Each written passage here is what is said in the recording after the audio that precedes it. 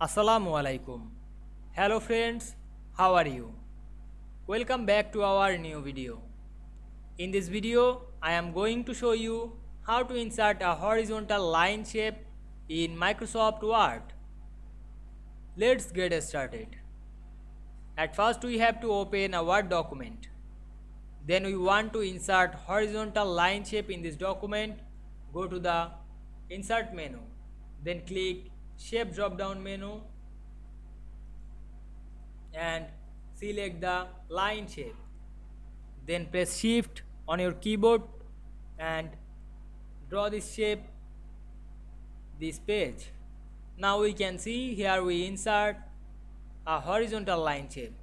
Now you can change this shape color. Click the shape and go to the Format menu. Then click Shapes Outline and choose any outline.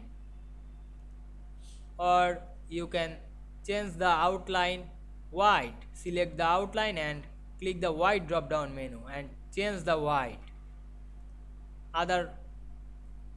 Then you change the shape effect, shadow, reflection, glow, soft edge, etc. I hope you enjoyed the video. Please like, comment, share and subscribe my YouTube channel. Thanks for watching.